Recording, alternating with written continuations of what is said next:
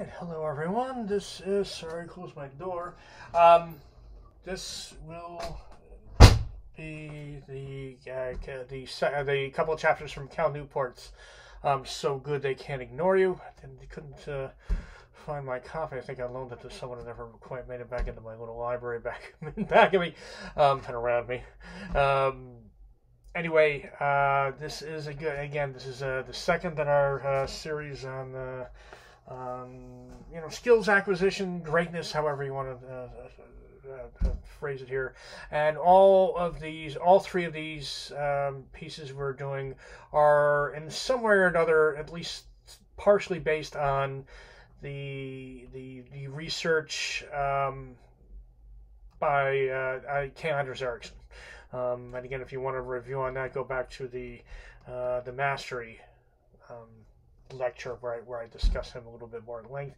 And anyway, the quick review, K. Anders Ericsson studied, again, the skills acquisition and especially sort of greatness, how people get to be the upper echelon in whatever field they're in. And he studied everyone from athletes to artists, to doctors and anything you can think of, he sort of came up with these patterns and one of his main findings was the talent, as we think of it, for the most part, in most things. There is some, again, if you want to play in the NFL, you're going to need a certain amount of natural, a certain physique, right? If you're 5'2" and you're an exceptionally short guy, you're just not going to get there, right? But other than extreme cases like that, though, for the most part, the way we think of talent doesn't quite exist, and the way you gain skills is through sort of a concentrate, what he called deliberate practice, which was a really focused practice on figuring out what skills it is your vocation needs and going about really consciously getting better at those things.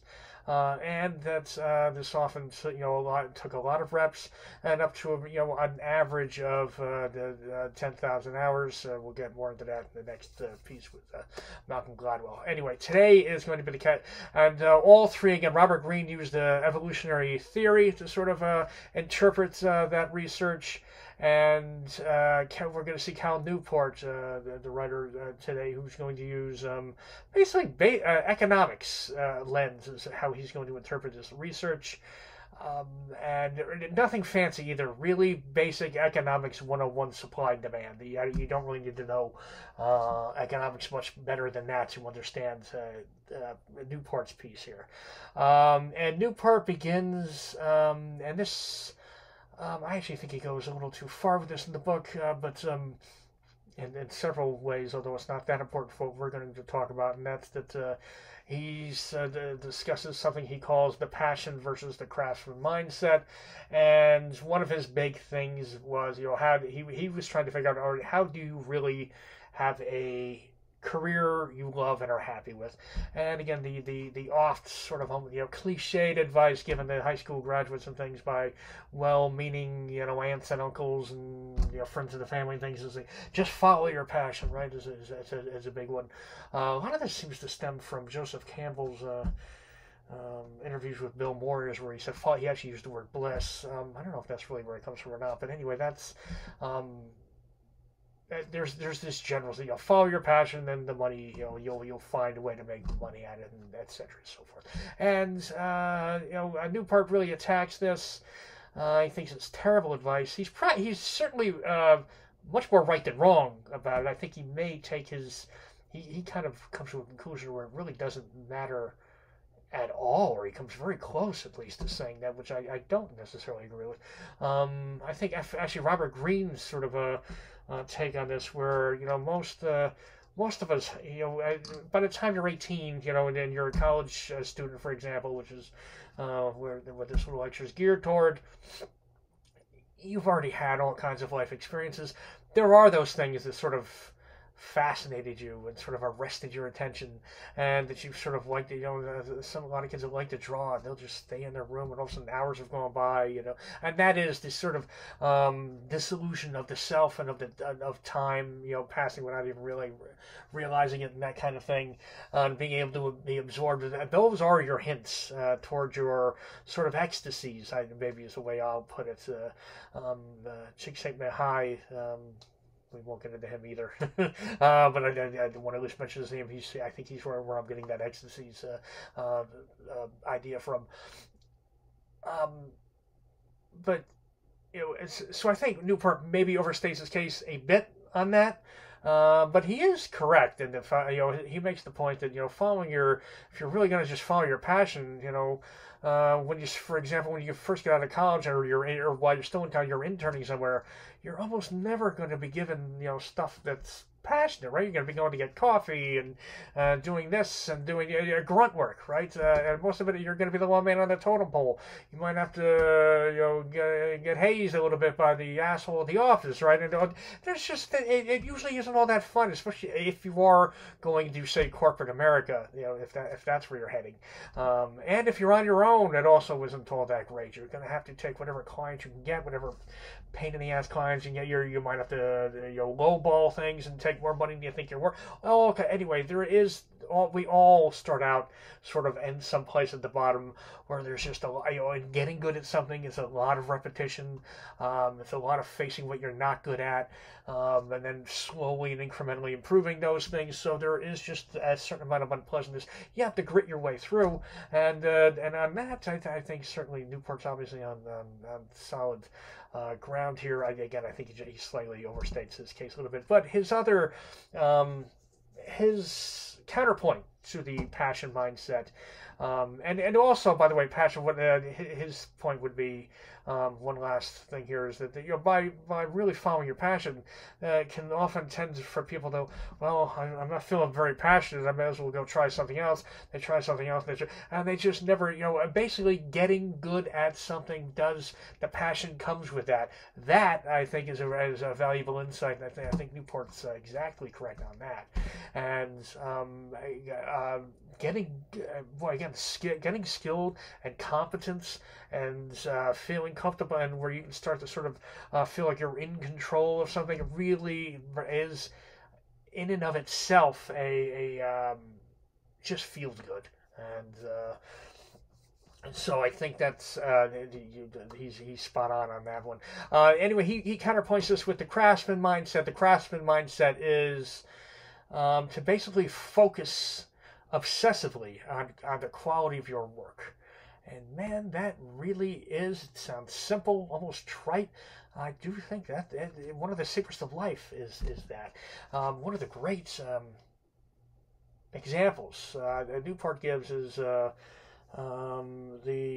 radio personality, right? Who was it? Just can't believe I just forgot it. Sorry, I'm going to find this. I've got this. Ira Glass. I was going to find that. Ira Glass. People, whenever he awarded in his field, you can imagine, carved an amazing sort of niche for himself. And Ira Glass was basically, he was one of the interns. I think he started out as an intern and was basically editing the other radio shows, which I guess can be kind of droll and drudgery work. I've never done it, but apparently it's not the funnest thing in the world to do. But he sort of became fascinated by it, and his editing became crisper and cleaner and a little bit different than everyone else's. And so other guys started all of a sudden requesting him, and also they sort of found a spot for him at the station, and the editing got even better. By the way, from that. And then when the slot opened up at like 2 in the morning on a Saturday night or something, they even though he doesn't have a great, by the way, not a great speaking voice, so it didn't have a lot of natural radio talent, he did it.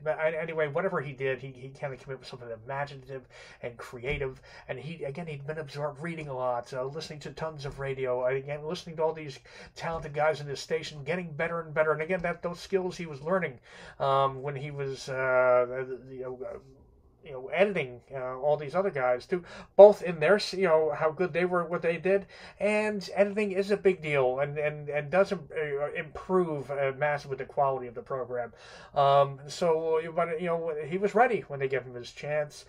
He did something sort of special that kind of took off. They gave him another set, and anyway, it compounded, went on, and now he's one of the most recognizable radio show personalities that there is. It's been immensely successful, and is really a true original. There's no one really like Ira Glass, so that is a kind of cool life, and that is the kind of thing where when you obsess over the particular the quality. It's not just making it as good as it can. That's part of it, but also making it something only you could do. We talked about this last time, right? Absorbing whatever that skill set you're trying to absorb is till it's almost a personal expression of your of your personality or of your being, and that is there's this was not in this piece. Not Jim Carroll. I forgot his first name. Coach Carroll from the it might be Jim from the Seattle Seahawks was quoted once saying that he was a big Grateful Dead fan. He was always saying like Grateful Dead was never trying to be the greatest band in the world. They were trying to be the only band playing with their band, and they are. No one sounds like the Dead. Really. I mean, some bands have come along since, and you can tell they've been very influential. Influenced by the Dead. And they, Fish and places where they do sound like them. But at the time, they just were. The Dead were the Dead. You liked them or you didn't. They weren't necessarily the greatest, most skilled musicians in the, but they were really good, and they came up with a unique sound and a whole unique sort of culture around their music. That's again, carved them out their own little piece of the world, and that I think that is the path to career happiness. So again, don't you want to obsessive focus on quality and a craftsman mindset, as opposed to the passion mindset, and I think also a unique expression of your given field, whatever it is you choose to do. And the second part of this, he went to, and again, that is how you make your, kind of commoditize yourself in a little bit. And for some artists, especially, that seems almost like a dirty word. I wouldn't think. I think that's a silly way to look at it. You really, again, you make yourself both extremely good and extreme. There's no such thing as extreme. Some English professor I am here, and unique, and you suddenly, and what'll happen, the reaction you kind of want if you're an artist is you want. Most people probably not to really get what you're doing, but some people, and a lot of people don't really hate it, but the people that love it really love it, right? That is the sort of, and they get passionate about it, and then they, because they react to passion, and those are the people that'll share with others. You never try to get everybody, or you'll get nobody. But his second part, that was the way to make yourself a sort of valuable thing worth talking about and remarking upon. And it can add value to the world, right? Which is, how capitalism, what capitalism rewards, right? And the other thing would be he came up with a term called career capital, which is you'll find, again, the same way Ira Glass did. Thinking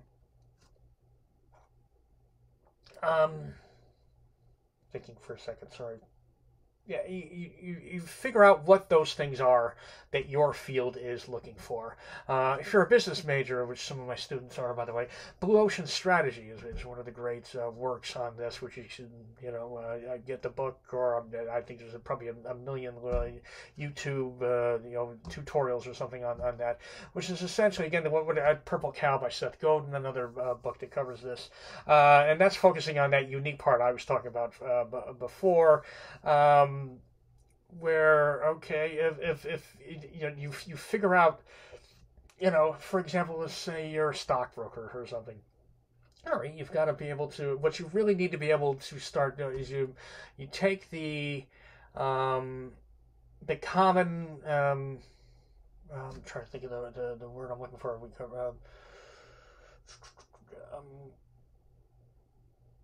where everyone thinks everything's like right now. Everyone thinks Apple's valuable. Everybody thinks Amazon's valuable. And they probably are. But you find where the common the conventional wisdom, that was the term. Sorry, I don't know what the hell was wrong with me. You take the conventional wisdom of your field again, especially say we'll just use stockbroking, even though I don't know much about it of it for it. Right, the conventional wisdom of where the market's going, and you find out where there are some places that's a big block of assumptions, right?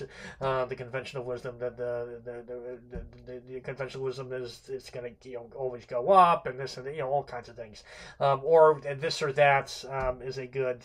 The conventional wisdom is what markets are the best ones to be at, what companies are likely to go up, and again, there's so much agreement on a lot of these sorts of things. What you do is you look for those places where they're getting it exactly wrong, or where you see something coming down the road that no one else is. You look for something that's being You look for the things that are being undervalued, and that's not something that's that easy. But you just start practicing at doing that, and you can just keep yourself a notebook and just check every month and see how you're doing versus things. If it's business, there's all kinds of case studies you can go over, and you just sort of drill yourself and come up with a little routine. And that is, and anyway, you find all the little things you do need to get good at. And again, that might be also getting a really smart networking a little bit and getting a real smart sort of friend group you talk to, and also the right newsletters to subscribe to and podcasts to listen to, and going outside your field. If you are maybe paying attention to a certain amount of cultural critics. Where are the pop movies starting to focus? You might get all kinds of weird little hints and things way outside your field anyway, and getting sort of creative with it. That is anyway.